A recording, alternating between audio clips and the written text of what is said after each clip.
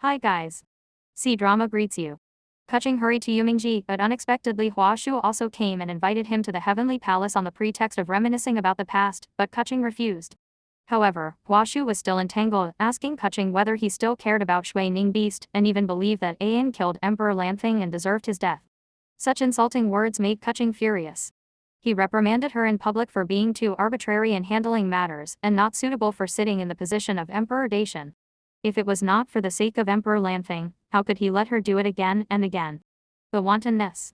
Before Hua Shu could refute, Kuching exposed Hua Shu's despicable behavior of pretending to be a benefactor and even used this little kindness to refine the sky-shielding umbrella.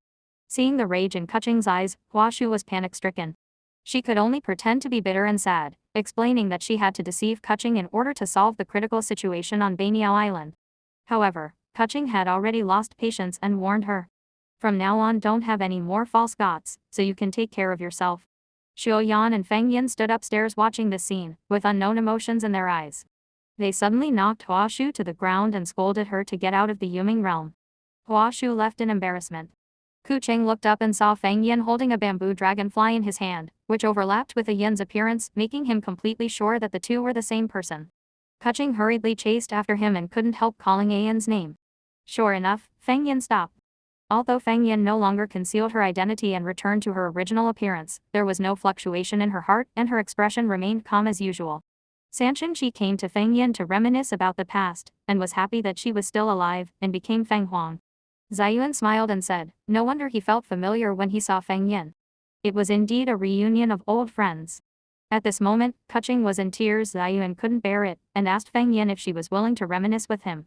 Feng Yin made it clear that he would no longer be involved. After leaving Yumingji, Feng Yin returned to Wutong Island and found Kuching standing outside, deliberately casting rain to force him to leave. However, Kuching persisted in standing in the heavy rain. Even though the sky turned gloomy and his spiritual power became weak, he still never took a step forward.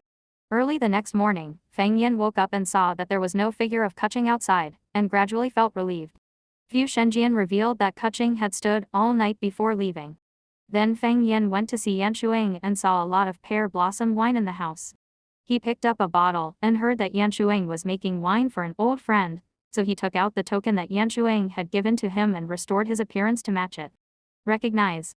Yan Shuang couldn't believe it. She cried with joy while holding Feng Yin and understood the general situation through Feng Yin's narration.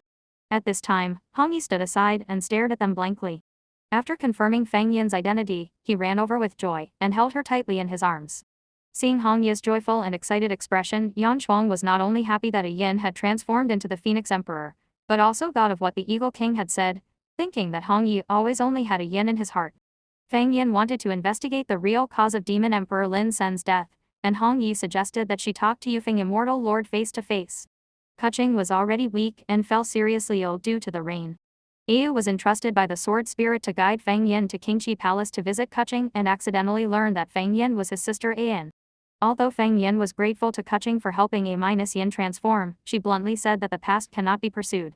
Now she just wants to find out the truth behind the demon's rebellion, give some comfort to the many undead in Days Mountain, and give A Yin innocence. Hua Shu knew that Kuching knew what happened back then and would no longer be her supporter, but she still organized the birthday banquet as usual, temporarily creating an illusion that she and Kuching had a good relationship with the outside world.